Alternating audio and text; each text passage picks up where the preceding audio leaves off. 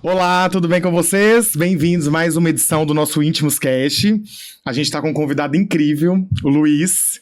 Luiz é natural do Maranhão, não é isso, Luiz? Exatamente. E ele agora mora aqui em Minas Gerais. O Luiz é médico da comunidade família, né? E pós-graduado na UFMG. E aí tem muito conteúdo aí pra passar pra gente. Boa noite, gente. Luiz, primeiramente gostaria muito de te agradecer por ter aceito esse convite, né? É muito importante a sua participação conosco. Eu sempre acredito que tudo envolve uma equipe multidisciplinar, né? Cada um tem a sua importância na vida das pessoas, dos pacientes. Então, muito obrigada. O Luiz agora faz parte da minha equipe também, né, Luiz? A gente está começando aí um negócio juntos, trabalhando juntos. E bem-vindo, pode se apresentar, fique à vontade. Obrigado, Tintim. Obrigado, Karina. Para mim é uma felicidade imensa quando você me chamou para trabalhar com você nessa equipe maravilhosa e me dando a oportunidade, né, de expor o meu trabalho, que é isso que realmente eu vim para agregar nessa equipe maravilhosa. Obrigada, Luiz. Eu trouxe o Luiz com a intenção de falar de alguns assuntos que fogem da minha alçada, né? Que é sobre realmente a questão da saúde masculina, da saúde íntima masculina, que eu tenho percebido muitas dúvidas, muita falta de informação, muitos pacientes que não sabem o básico. Então, falei, gente, nada como... Vai ser o primeiro de muitos, se Deus quiser, né, Luiz? Claro. Porque o Luiz tem muito a agregar, então a gente vai fazer vários episódios falando de vários assuntos, né? Mas esse eu quis começar falando da saúde masculina, que é muito importante, que tem sido muito negligenciada pelos homens, pela sociedade, até pelo machismo, né? Que só mulher se cuida, o homem não pode se cuidar, o homem não pode ir no médico, o homem não pode fazer procedimento estético.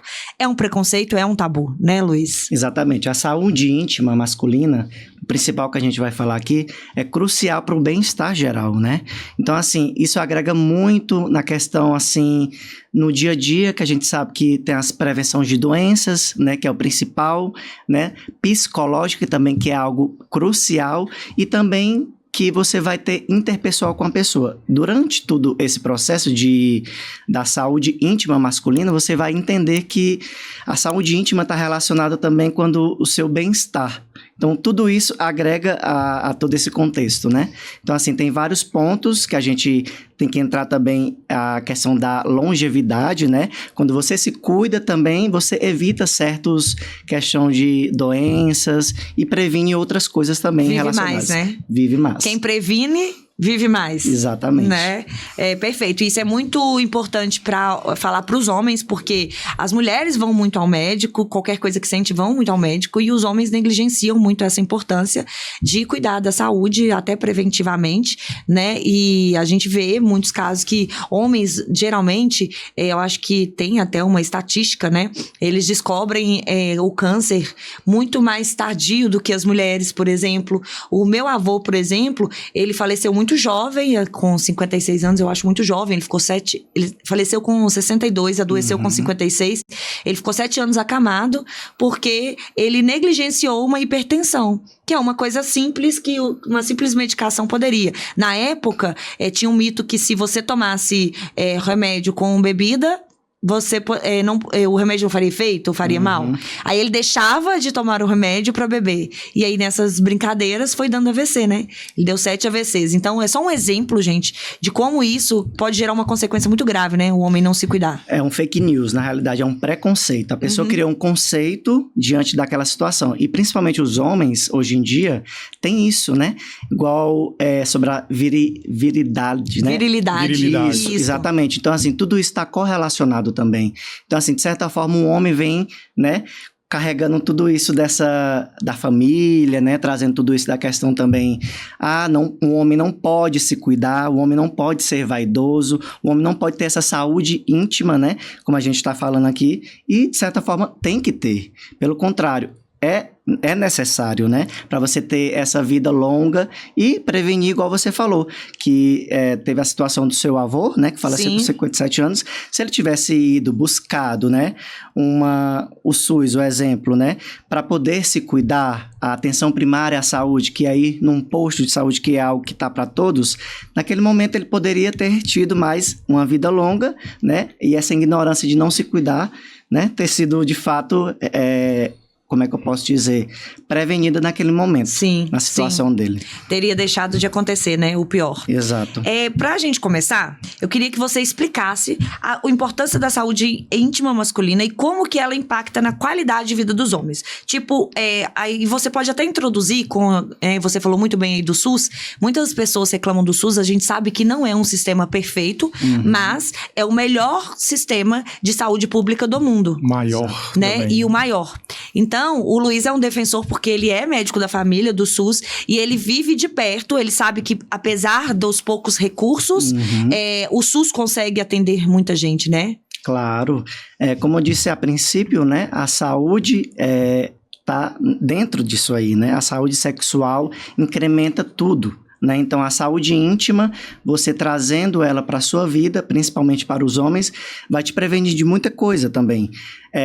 Consequentemente de doenças infecciosas, de uma infecção urinária, que é algo que está correlacionado muito a mulheres, né? Mulheres Sim. hoje em dia sentem mais, mas não, homens sentem, só que eles não vão atrás, eles não têm essa vontade, esse desejo, né? Igual você falou, que muitas das vezes está correlacionado também esse preconceito de não se cuidar, de não ter esse ato de ir até uma atenção primária à saúde, que seria, no caso, o SUS, né? Que é muito importante.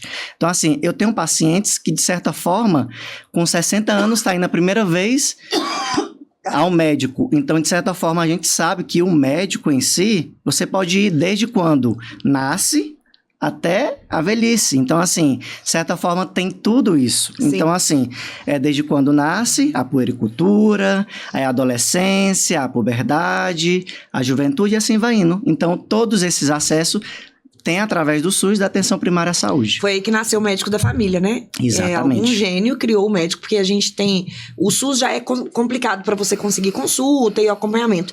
O médico da família, ele consegue acompanhar desde a criança até um idoso, não é isso? Exatamente. Então, assim, nós, lá onde eu trabalho, existe desde pediatras, médico da comunidade de família, que fala que são os médicos também que está correlacionado a médico clínico geral, temos ginecologistas para áreas mais específicas, pediatras, temos geriatras também, psiquiatras, psicólogos, fisioterapeutas, enfim, é imenso. Então, assim, nós somos bem privilegiados, mas ao mesmo tempo não usamos isso ao nosso favor. Sim. Muitas pessoas não eu usam, acho né? que o que é evidenciado dentro desse sistema é mais a parte que realmente eles não conseguem alcançar um número maior, assim, talvez de atendimento, alguma coisa do tipo. E aí acaba jogando isso em cima da profissão. E acho que talvez pode ser isso que aconteça também. Eu tava vendo um médico no TikTok, pegando essas referências de TikTok e vendo, assim, um médico falando que hoje o homem, é um estudo mesmo que eles estão fazendo, que hoje o homem, ele preocupa muito mais com a estética do que talvez com a saúde em si do corpo. Fala assim, a saúde interna em termos de urologia, essas coisas, sabe? Sim. E eu acho que tem muito isso. E a gente tem percebido cada vez mais homens jovens que estão sofrendo por alguns distúrbios, alguns problemas sexuais. Eu não sei como que fala, né, na linguagem de vocês, mas eu queria entrar no primeiro deles, que é que acontece. Eu tenho muitos pacientes que eu recebo no consultório que me relatam que têm ejaculação precoce e que sofrem com isso, porque apesar, além deles sofrerem, há parceiras, né? Os parceiros também sofrem. Então, explica pra gente, Luiz, o que caracteriza a ejaculação precoce, se tem tratamento, quais são as principais causas? Claro, a ejaculação precoce, ela está correlacionada a você ejacular, no caso, o homem, a ejacular antes, durante ou depois de uma forma muito rápida, ou seja, muito precoce. Muitas das vezes está correlacionada à questão de ansiedade, depressão, alguma coisa correlacionada também, questão mais de tratamentos que eles fazem antihipertensivos, antissolíticos, antidepressivos. E claro, né, tem sim como resolver, né? Porque a gente fala que tem uma classificação como leve, moderado e grave, né? Então, assim, o leve seria depois que está tendo a penetração até 60 segundos. Imagina aí. 60 segundos é pouquíssimo tempo, um minuto, né? Moderado seria de 15 a 30 depois da penetração. E o grave seria 15 segundos. Imagina aí, uma pessoa penetrar, né? E ter... Ou até, às vezes, algum movimento, né? Nem chega a penetrar. Isso, nem chega a penetrar. Então, claro, né, o principal, né, do tratamento seria a psicoterapia, né, que é o essencial também, que hoje em dia a maioria dos homens que tem isso também, a pele sensível, muitas das vezes o homem é muito sensível, e também tratamento farmacológico, que a gente fala, né, que é a fluoxetina, a sertralina, e dentre outros que vai te ajudar nesse âmbito. E é claro, né, gente, a gente tem que pensar que sempre todos esses tratamentos é através de um atendimento médico, tá? Acompanhamento. Profissional, porque muitas das vezes tem gente que só vai lá... E compra o remédio e acha que vai resolver. Isso, que vai resolver. Não é, a gente tem que estudar o caso.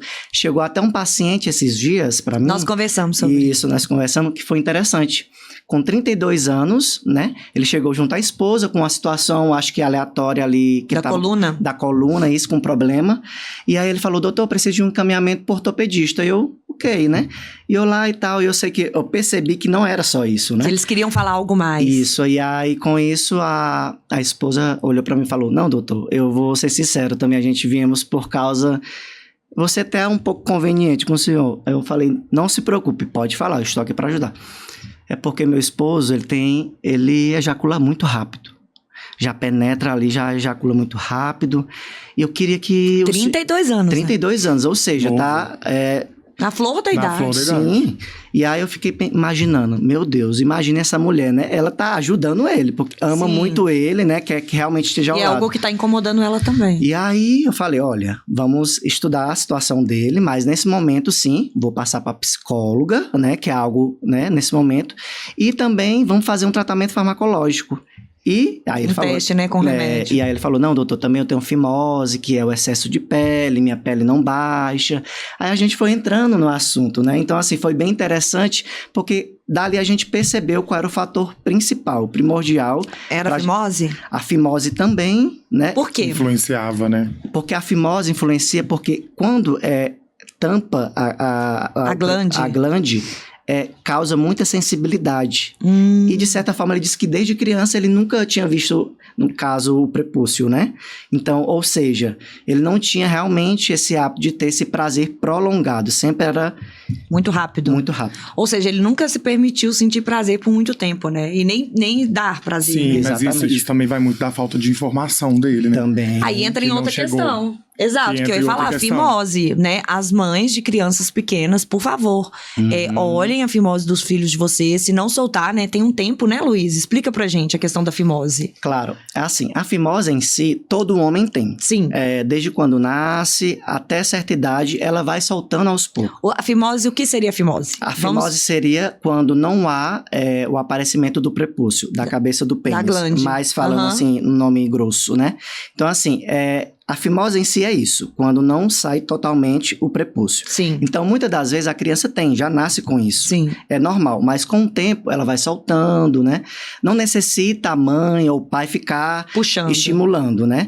A não ser que você no próximo movimento de lavar, que a criança, porque pra higienizar tem que puxar, né? Isso. E ela vai soltando aquilo ali naturalmente. Exatamente, vai soltando naturalmente. Se você perceber que seu filho, no caso, mãe ou pai, esteja passando por isso, aí você tem que levar ou no especialista urologista ou pediatra também, que muitas das vezes já está apto a lidar com essa situação.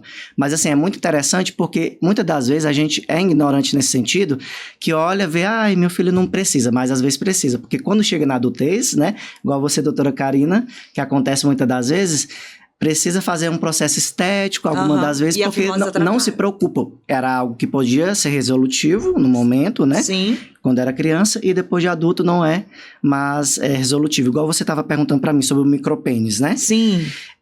Quando é um paciente seu que chegou de 45 anos, né? Isso. Falando que queria crescer o pênis, né? Porque para vocês entenderem o contexto, como nós trabalhamos juntos, a gente troca muita ideia dos casos e tudo, e ele me ajuda nessa parte. Eu pego muitos pacientes no consultório que tem micropênis. E micropênis mesmo. Micropênis, gente, é aquele me corrija, tá, doutor, se eu estiver errada. É aquele paciente que com o pênis ereto não chega a 7 centímetros. É mais ou menos essa média.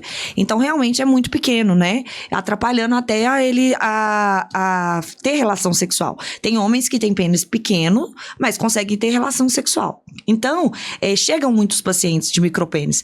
Aí, quando já tá adulto, não tem o que fazer mais. Tem o procedimento estético, que é o preenchimento que eu faço, e melhora demais, e muda a vida do cara. Mas tem como ser evitado, né? Conta pra gente sobre o micropênis em criança. Exatamente. O micropênis seria já isso evitado na infância. No caso, né, até, como você falou mesmo, ereto até 7 centímetros, isso já seria um micropênis. Ou seja, para você evitar isso, seria na puberdade até a adolescência, até os 14, 13 anos, com ajuda hormonal, com processos hormonais, né, que você vai entrando para trazer com que o paciente desenvolva, e até mesmo através de alguns, que eu não sei também muito bem, mas que você sabe melhor que eu, que ajuda a esticar, né? Os dispositivos, né? E dispositivo extensores também. penianos e tudo. Extensores penianos que ajudam também. Porque se também. for um problema menos grave, assim, mais tranquilo, às vezes o extensor ajuda a alongar ali. Mas em casos que tem a ver com desenvolvimento, né, doutor? Que às vezes a criança não tá desenvolvendo da forma que deveria. E às vezes é perceptível isso, que às vezes a criança tá na época de nascer pelo, não tem pelinho ainda, o pênis ainda é muito pequenininho pra idade, tem a tabela, né, e tudo. A mãe tem que procurar para que faça o acompanhamento do desenvolvimento. O pênis é um dos detalhes, né? E que pode poupar problemas no futuro. Exatamente. Crescimento não só do pênis, mas do corpo todo, né? Sim, em geral. Do desenvolvimento no geral. Então, assim, é muito importante quando a mãe ou o pai perceber isso na criança, ir diretamente ao médico, né? Sim. Possivelmente pode também ir ao médico também do posto, no caso da unidade básica de saúde, que é onde eu trabalho, que eles também entendem e pode te direcionar também a essa área que é o principal, que seria um urologista, um pediatra e endocrinologista também, para trabalhar a área hormonal. Perfeito. Então, fala para as mamães ali quais as especialidades, né? Os especialistas que elas têm que procurar quando a criança tem micropênis. Então, seria uma pergunta endocrinologista, né? Tá também especialista nessa área, urologista e o pediatra, né? Tá. Os 3 você pode ir que eles vão ter uma noção e vão te direcionar melhor diante disso. Luiz, ainda nesse assunto, o excesso de pele e a fimose pode ajudar para esse micropênis, essa não desenvolvimento do pênis? Não está muito correlacionado. Não está muito correlacionado. Tem a ver também genética, tudo isso está correlacionado também à questão do tamanho, né? Mas não influencia tanto assim o excesso. O excesso tem mais a ver também, até teve um paciente também que foi lá, por incrível que pareça também, tá correlacionando que ele tinha um excesso de pele, só que assim, ele conseguia ter relação sexual e tudo, só que ele tinha vergonha do excesso da pele, ou seja, era mais algo estético, né? Esteticamente não era bonito. Isso, então ele queria fazer, no caso, o processo de retirada da fimose, né? O SUS faz essa cirurgia? Faz.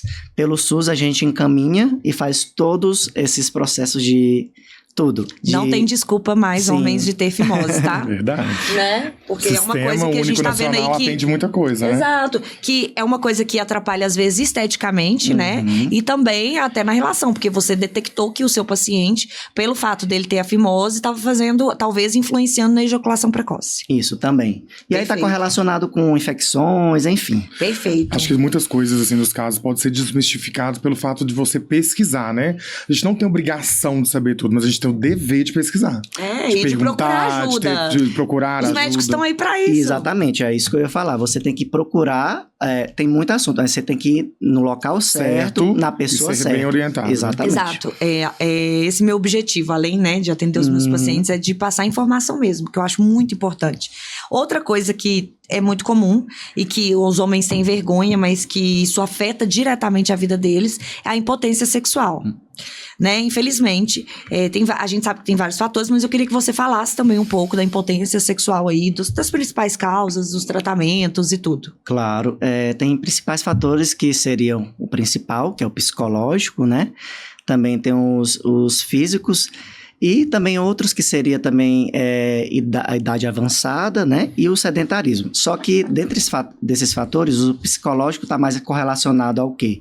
A questão da depressão, né? Pessoas que têm ansiedade, porque, de certa forma, isso correlaciona também à disfunção erétil, né? E também fatores físicos, né? Que seria doenças crônicas, que está correlacionada à questão mais de hipertensão, tipo diabetes, que o fluxo sanguíneo não vai até o pênis. Então ele não consegue ter a ereção e mantê-la, né? Exatamente. A obesidade também faz com que a criança ou o adulto, né, também não tenha essa ereção. uso de medicamentos antihipertensivos, antiansiolíticos, antidepressivos também, tabagismo, álcool. Todos eles estão correlacionados também à questão da hipotensão. Então é importante investigar para poder ver a causa, né? E às vezes a pessoa está tomando um remédio que está causando essa impotência ali, às vezes uma impotência temporária, né, Luiz? E que ela fica frustrada e achando que não tem solução. E às vezes é só mudar a medicação, né? Ou é temporário. Exatamente, como eu falei a princípio, né? Ir para um atendimento psicoterápico e uma tadalafila, que hoje em dia todo mundo quer tomar tadalafila.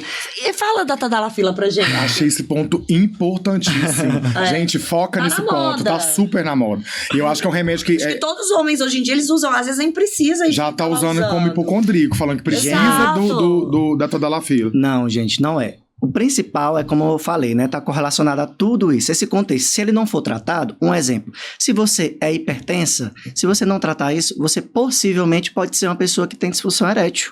Então, assim, às vezes, você tá tomando a tadalafila e não tá resolvendo. Por quê? Que não tá tratando a causa principal. Então, assim, muitas das vezes, quem fuma, os tabagistas que eu conheço, grande maioria fala que não tem tanta... Não é tão vigio pra a libido, tem muito aquela coisa libido, mais... aquela coisa toda. E eu falo, olha... que engraçado, eu não sabia. O tabagismo é crucial, porque ele mata o DNA das células de ereção. Nossa, então, assim, então é interessantíssimo isso. Então, muitas das vezes, pensa que, eu sou assim, que... Não, às vezes é essas causas. Por isso que, primeiramente, tratar a causa principal, para depois a gente verificar se entra com uma tadalafila. O tadalafila, ele serve para quê? E quais os casos que ele realmente é indicado?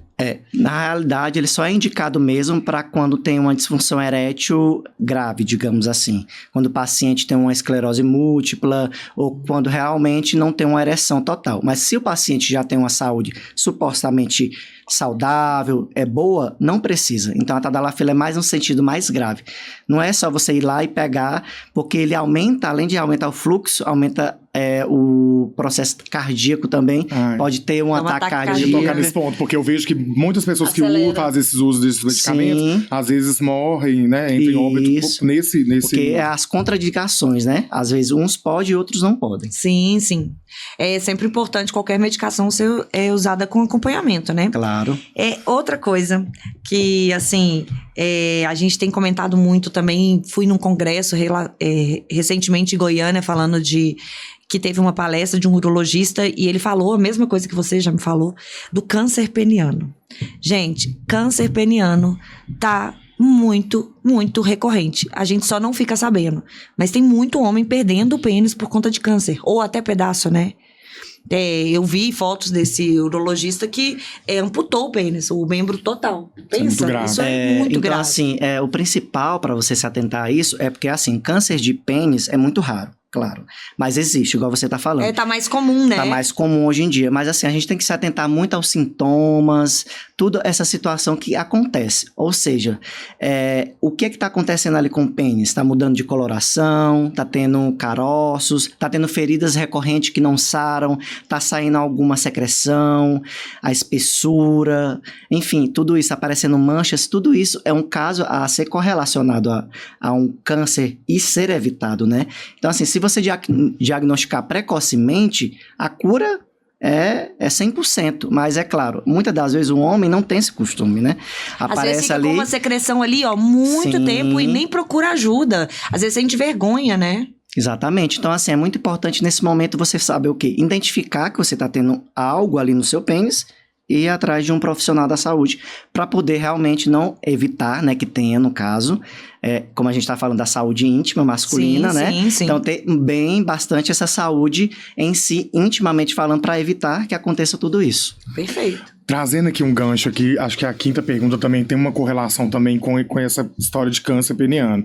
A higiene pessoal. Eu acho assim que hoje em dia a gente escuta muito, sai com fulano e a gente faz aquele diagnóstico ali primário para saber se tá tudo certo e tal. Fala um pouco sobre essa higiene pessoal. O óbvio tem que ser dito.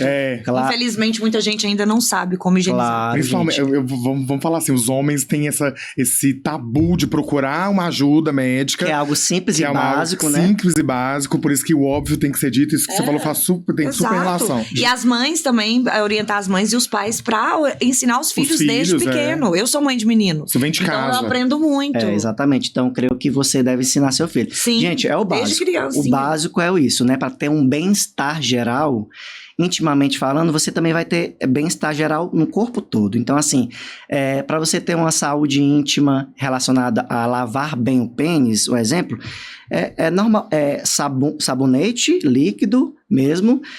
Ou até o em barra mesmo. Em barra mesmo, se for coco, sabonete em coco também é muito bom.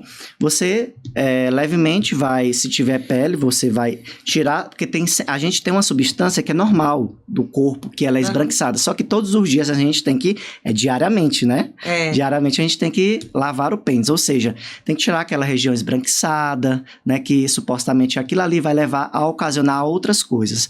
Lavar bem e secar bem, que é o mais interessante. Porque o secar bem faz com que não acumule fungos. E prolifere, né? Prolifere ou causa aquela coceirinha. Muitas das vezes um homem urina e não seca, né? Ou seja, o certo é, além da mulher, a mulher, toda vez que ela faz, né, que ela urina, ela vai fazer xixi, ela seca. Então, o homem também deveria secar, isso que você tá falando? Exatamente. Ter a roupa adequada. Então, tudo isso tá composto. É o simples, igual o Tintin falou. Aí explica, então, pras mamães, como que elas vão explicar pros filhinhos, como que tem que pras mamães e pros papais, né? Eu sempre tendo a falar mamãe, porque eu fui criada por mãe solo. Mas puxa a pele do pênis. Exatamente. Puxa e higieniza a cabeça também. Isso, higieniza, né, com sabonete líquido, enfim, e aí depois tira o excesso, porque se deixar, também vai acumular. Também não pode exagerar no sabonete, porque é mucosa, né? Exatamente. E aí, a partir disso, secar, tudo certo. Perfeito. Ou seja, é uma coisa simples, né? Simples mesmo. E toda vez que fizer xixi, ou pelo menos a maioria das vezes, tentar secar. Exatamente.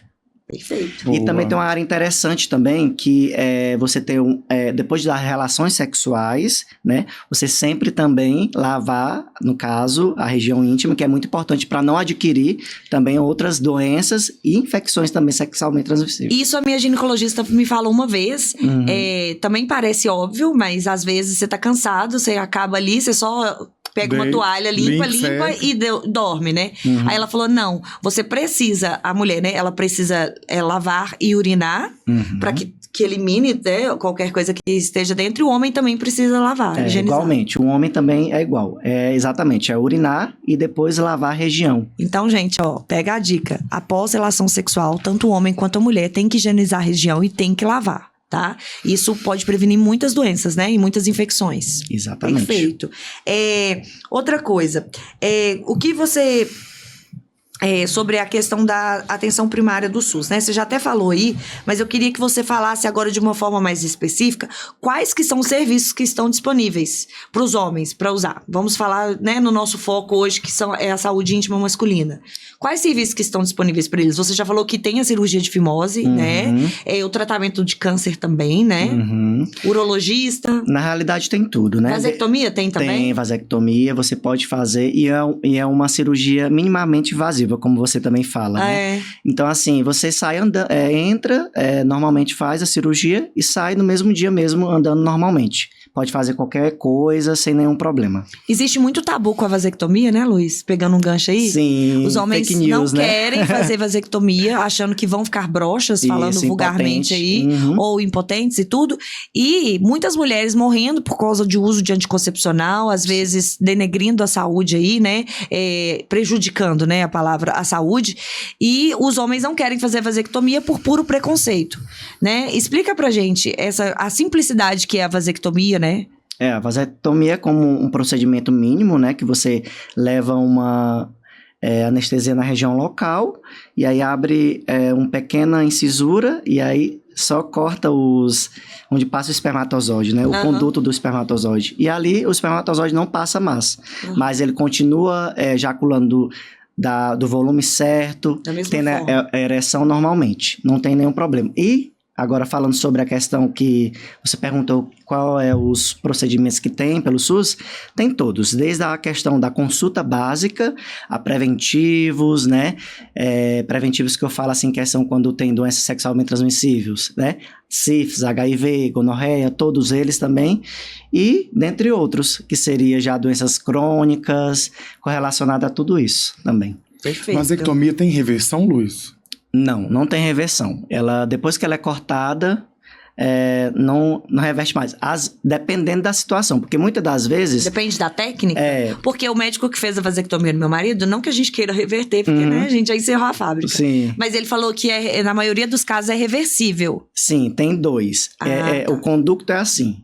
Às vezes ele só amarra o conducto. Então pode ter sido... a passagem. Isso. Aí quando corta... tipo, aí não tem como depois unir exatamente, de novo. não tem como unir de novo. Seria isso. Interessante. Legal. O que você vê como os maiores tabus assim que cercam a estética íntima, a saúde íntima do homem, né? E como que a gente pode trabalhar para desmistificar isso? Como você, como médico, enxerga o que tem atrapalhado os homens, né, a cuidar mais e tudo? Os preconceitos, os tabus. O principal é você ir até o médico, né? E em busca básico, né? O tratamento adequado. É o básico. Então, assim, muitas das vezes, por exemplo, chegou um paciente para mim esses dias com 65 anos, só que ele já tinha decorrências de sintomas de diabetes. Ou seja, já estava sentindo muita fome, urinando bastante, emagrecendo, que são sintomas alertas que dá para entender que está com a diabetes. E aí foi junto com a esposa, porque sempre as esposas estão ajudando os homens, Sim. né? E aí falou, doutor, ele já sentia tudo isso, mas ele nunca via. Agora que realmente piorou tudo, vai no banheiro com frequência, ele decidiu vir. Então, assim, é o simples, tirar esse engessamento, né, dessa masculinidade de dizer que se cuidar, você vai ficar um cara frágil. Não é isso. Você vai... Pelo contrário. Pelo contrário, você vai se tornar forte e, de certa forma, ter mais longevidade, no caso, mais vida por diante, aí nesse sentido. Ou seja, é o básico, procurar ir ao médico. Esse medo, né, esse estigma mental é muito...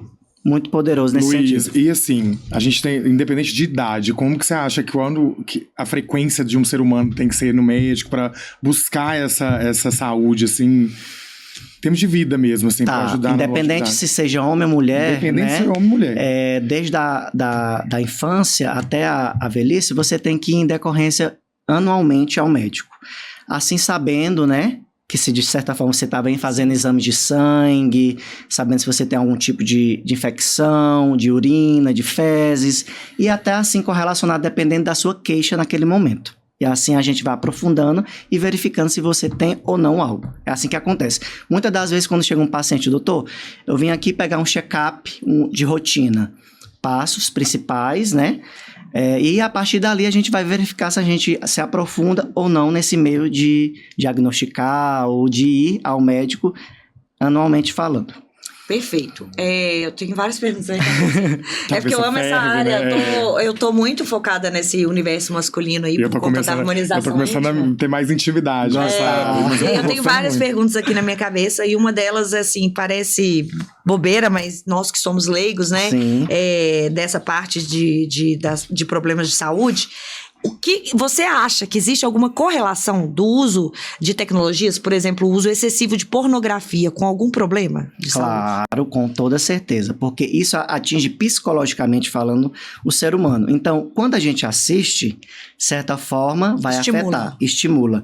Ou seja, muitas das vezes, quando a pessoa tem esse excesso de pornografia, ela se torna uma pessoa ansiosa, deprimida, ela não quer sair. Cria muita expectativa, né? Começa a viver num mundo que não é real. Anti-irrealista, que a gente fala, né? Que seria, no caso, essa questão de querer ser igual àquela pessoa que tá naquele vídeo. Ou querer ter aquela performance, ou ter aquele tipo de mulher, e ter, né? E tudo isso. A pessoa começa a se comparar e começa a se minimizar. Então, a partir daí, que sempre falamos que o excesso também da pornografia faz com que isso faça que o homem, ou a mulher também, não só o homem, faça com que não tenha libido.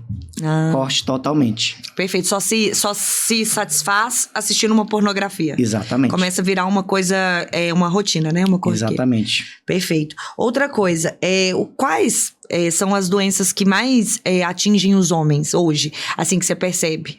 Quais são as mais comuns? Sem ser íntimas. Primeiro eu tô falando de doença no geral. Hipertensão, diabetes, né? E depois eu quero perguntar sobre as doenças sexualmente transmissíveis. Que agora não é, agora é IST, né? A OMS mudou, agora é infecção sexualmente transmissível. Na realidade, hoje em dia, as doenças psicológicas, né, são as mais correlacionadas. Ansiedade, depressão, né? Distúrbios mentais. Então, assim, a doença psicológica em si, emocional, tem sido muito forte, prevalente no meu consultório. Então, assim, existem, né, claro, a diabetes, a hipertensão e também a obesidade. A obesidade hoje em dia entre homens e mulheres é muito forte também. Então, assim, correlacionar a outros fatores, né? A distúrbios metabólicos. Então, assim, é amplo. Mas, claro, assim, os principais são, claro, psicológicos, diabetes e hipertensão. São os principais. E às vezes a doença crônica ela é causada por um problema psicológico. Sim. Que a ansiedade ela traz, às vezes, alguma doença, né? Claro, principalmente cardíacas, né? Sim, sim. Que correlacionam também. Por isso que muitas das vezes, quando a pessoa tá ansiosa, ela não sabe por quê, chega lá no meu consultório, doutor, tô com um ataque cardíaco, eu tô não consigo dormir, tô com insônia. Ou seja, já vem, o psicológico traz problemas pro corpo. Então, problemas físicos. Isso, se a mente não tá bem, o corpo sente. Perfeito. E agora, entrando nas infecções sexualmente transmissíveis, as pessoas parecem que por um tempo, quando a AIDS estava em alta aí, que estava matando muita gente, né? O vírus HIV, né? As pessoas estavam se preocupando em prevenir e tudo. E agora, inclusive, uma pessoa que trabalhou comigo, a minha estagiária, ela fez o TCC dela, que é a correlação de câncer de cabeça e pescoço, que o índice aumentou muito, relacionado ao sexo oral. Porque as pessoas se preocupam, às vezes, em se proteger para fazer o ato sexual, mas o sexo oral não, né? Quem vai usar camisinha para fazer sexo oral?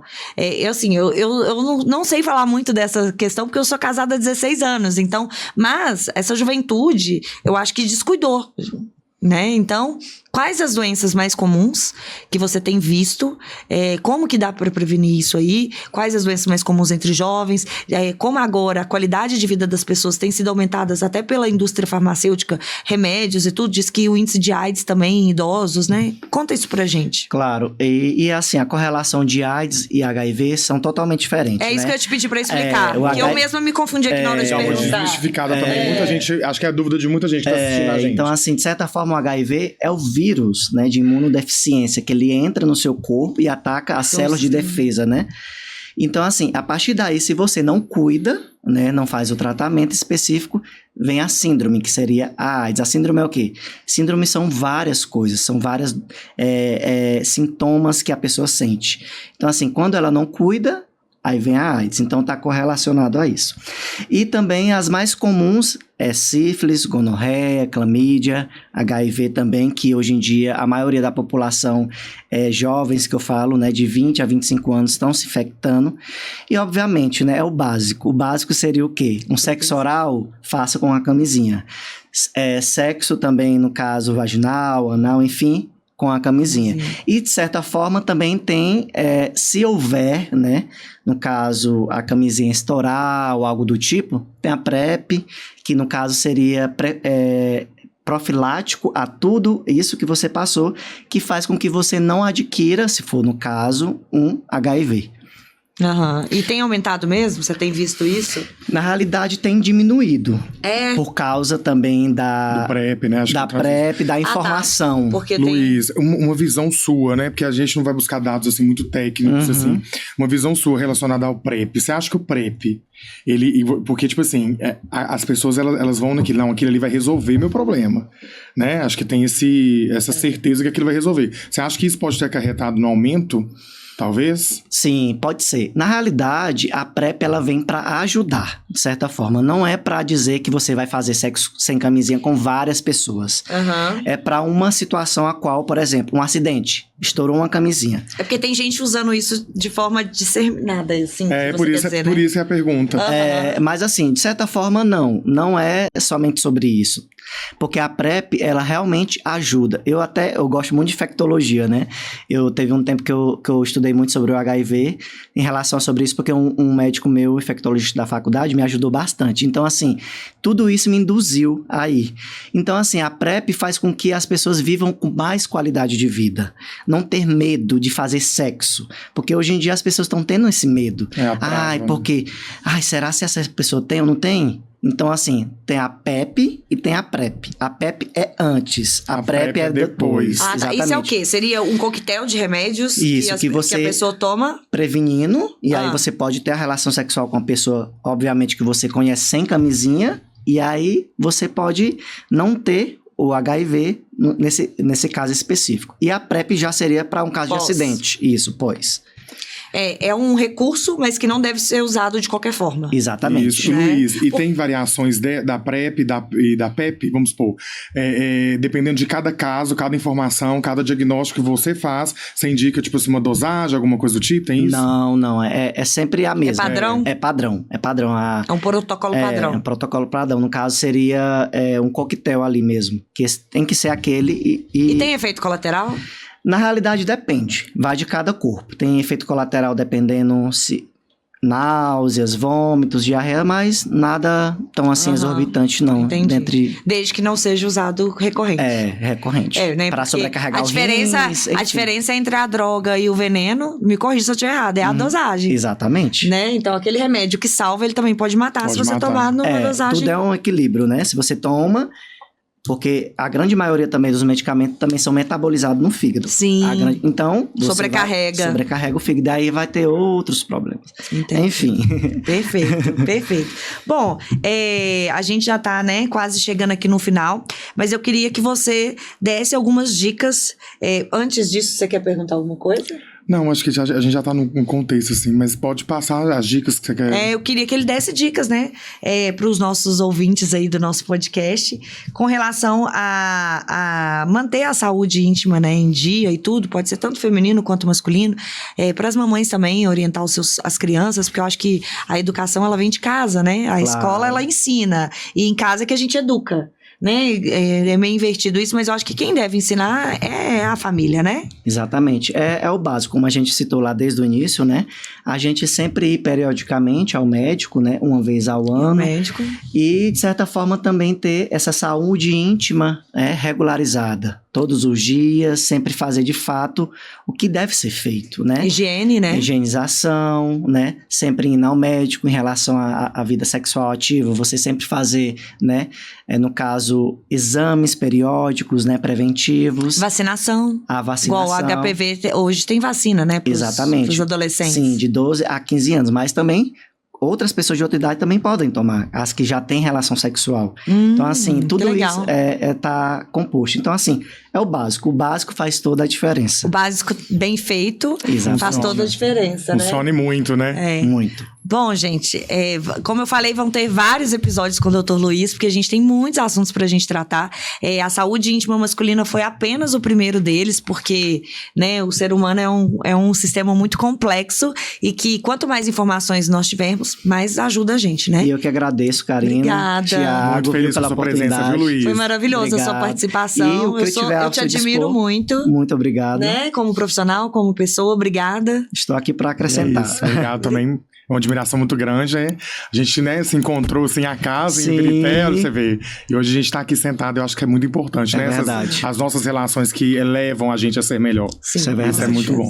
Obrigada. Por nada. Obrigado.